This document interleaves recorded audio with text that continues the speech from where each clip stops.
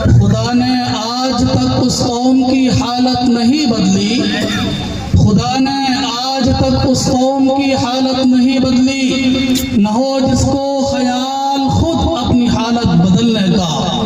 और दिल से जो बात निकलती है असर रखती है, दिल से जो बात निकलती है असर रखती है, पर नहीं ताकत परवाज मगर रखती है।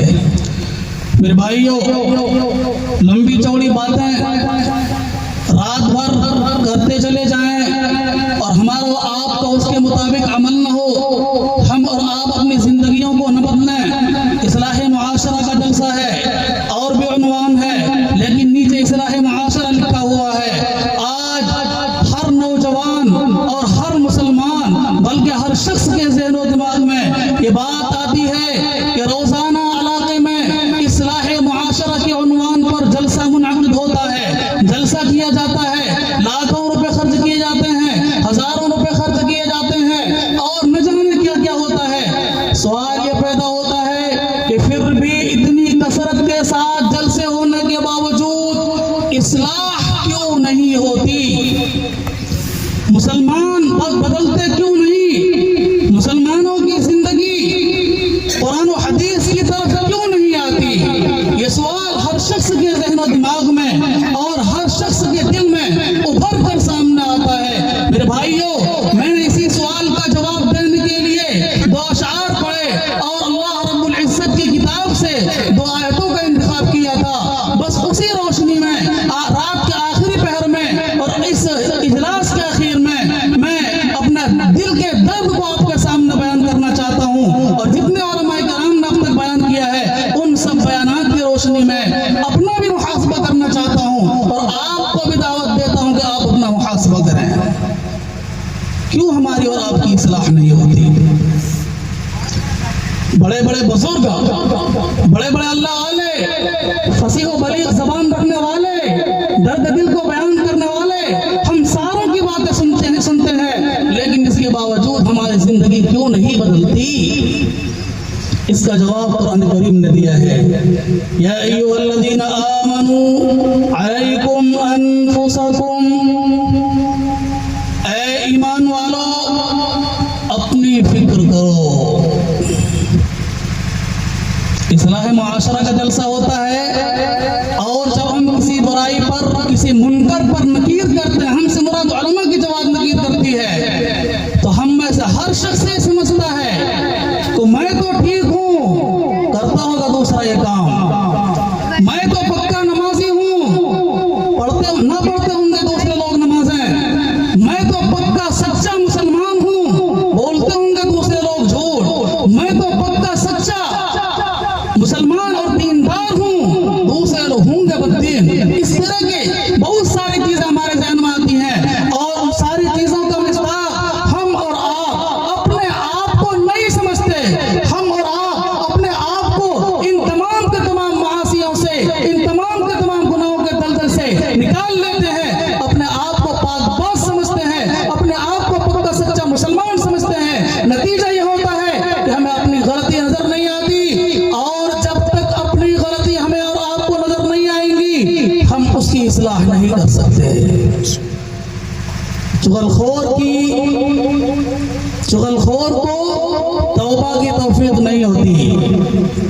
नबी पाक अलैहिस्सलातु वस्सलाम ने फरमाया कि जो आदमी चुगलखोरी करता है उसको तौबा की तौफीक नहीं मिलती, यहाँ तक कि वो जहन्नम में दाखिल होगा। सहाबा किराम ने पूछा, अल्लाह के रसूल ऐसा क्यों? फरमाया इसलिए कि इन्नर रजुल लयज़नी फयतूबुल्लाह, एक आदमी ज़िना करता है, हरामकारी करता है, लेकिन उसको एहसास होता है कि मैंने गलत काम किया है, अल्लाह रब्बुल इज्जत के दरबार में हाजिर होता है, गुनाहों से माफी मांगता है, अल्लाह ताला उसे माफ कर देता है, वो जन्नत में दाखिल हो जाता है। लेकिन एक आदमी वो है जो दूसरों की बुराई करता है, दूसरों के पीठ पीछे चुगली करता है, गीबत करता है, वो आदमी ये समझता है कि मैंने कोई बुरा काम नहीं किया, ये जो चीज मैंने अपनी ज़बान से दूसरे के बारे में बयान की है ये चीज तो उसके अंदर है, मैंने कौन सा गलत काम किया? मेरे भाइयों, ये बुराई उस आदमी के अंदर है, जभी तो वो गीबत है।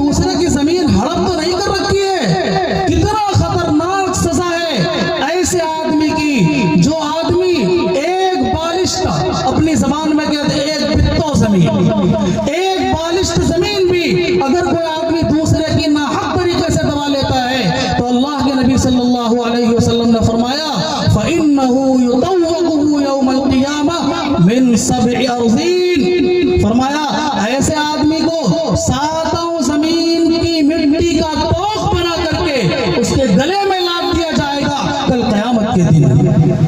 हम एक कुंटल लेकर के अपनी गर्दन जमीन से नहीं उठा सकते मेरे भाइयों। जिस जमीन को बालिश के बराबर हमने गसब कर लिया, नाजायज तरीके पर दबा लिया, उस जगह से नीचे 7 जमीन तक चले जाइए, पूरी 7 जमीन के अंदर जितनी मिट्टियां हैं उन सारी मिट्टियों का तो हार और गले का हार बना करके अल्लाह रब्बुल इज्जत मैदान महशर में ऐसे शख्स के गले में डाल देगा।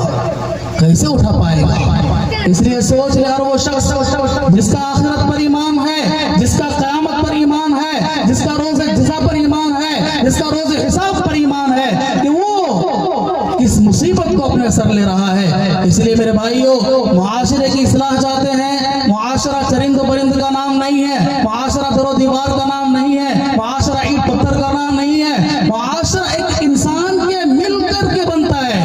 एक फर्द दूसरे फर्द के साथ जब मिलता है उसी का नाम मुआशरा है। मुआशरा हमारे से है, मुआशरा आप से है, मुआशरा मर्द से है, औरत से है, बच्चे से है, बूढ़े से है, हर शख्स से मिलकर मुआशरा बनता है। अगर हर शख्स अपने अपनी फिक्र कर ले, अपनी जिंदगी की इस्लाह कर ले, अपनी जिंदगी में शरीयत को नाफिज कर ले तो जाहिर सी बात है उसकी इस्लाह हो जाएगी। एक मर्तबा किसी बुजुर्ग से पूछा गया कि हजरत हिंदुस्तान में इस्लामी हुकूमत कैसे कायम होगी? फरमाया हजरत ने, भाई तुम ये बताओ तुम कितने फिट का हो। सवाल क्या है, जवाब क्या? ये बताओ तुम कितने फिट के हो। उस आदमी ने कहा 5 फीट 2 इंच का हूं। फरमाया पहले तुम इस मुख्तसर से कद पर अल्लाह के हकाम को नाफिज करो, उसके बाद पूरे हिंदुस्तान में इस्लामी हुकूमत नाफिज हो जाएगी। हम ये नहीं चाहते कि हम पक्के नमाजी बने 5 वक्त की। हम कोशिश नहीं करते कि चेहरे पर अल्लाह के नबी सल्लल्लाहु अलैहि वसल्लम की दाढ़ी को सजा लें। हम ये नहीं चाहते कि हम नबियों का लिबास पहन लें, नबी पाक अलैहिस्सलातु वस्सलाम के सीरत व किरदार को अपनाएं और बात करते हैं इस्लामी हुकूमत नाफिज करने की। खैर बात बहुत लंबी हो जाएगी और दूर चली जाएगी। आखिरी बात जो हजरत जी मौलाना यूसुफ साहब रहमतुल्लाह अलैह की है वो बात मैं आपके सामने बयान करके अपनी बात खत्म कर रहा हूँ। हजरत जी रहमतुल्लाह अलैह ने एक मरतबा भोपाल के इज्तिमा में फरमाया था कि लोगों तुमने अब भी कानों की अय्याशियां नहीं छोड़ी। किनसे कह रहे हैं? हिंदुस्तान के मुसलमानों की एक बड़ी तादाद भोपाल के इज्तिमा के अंदर जमा है। बड़े बड़े उलमा भी हैं, उन सब से कह रहे हैं कि मुसलमानों तुमने अब भी अपने कानों की अय्याशी को नहीं छोड़ा। जब ये जुमला कहा तो सारे के सारे हैरत ज़दा होकर देखने लगे क्या कह रहे हैं। ऐसी बात हजरत अपनी जुबान से कैसे निकाल सकते हैं? हजरत ने फरमाया सुनो, पहले तुम कंजड़ियों की गीत सुना करके अपने कानों की अय्याशी किया करते थे और आज तुम उलमा के बयानात, उलमा की नात और तकरीर को सुन करके कानों की अय्याशियां करते हो। क्या मतलब? जिस तरह कंजड़ियों की गीत सुन करके तुम्हारी जिंदगी अमल से खाली थी, इसी तरह आज उलमा के बयानात सुन करके हमारे और आपकी जिंदगी अमल से खाली है।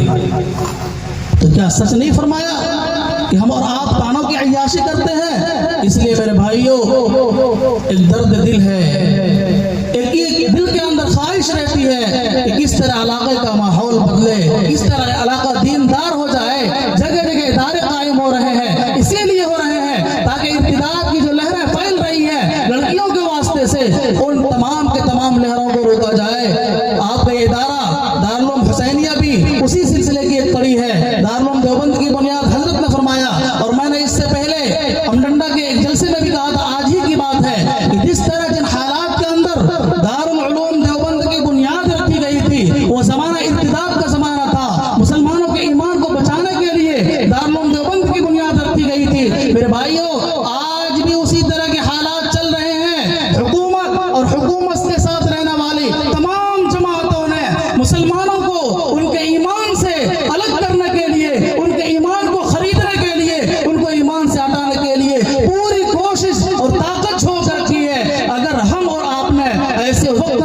समझदारी से काम न लिया और अल्लाह उसके रसूल को मजबूती से न पकड़ा, कुरान सुन्नत को मजबूती से न पकड़ा, तो वो दिन दूर नहीं। और अल-इयाज़ बिल्लाह हम में से कोई ऐसा न हो जाए कि उसके जाल में फंस करके अपने ईमान से हाथ धो बैठे।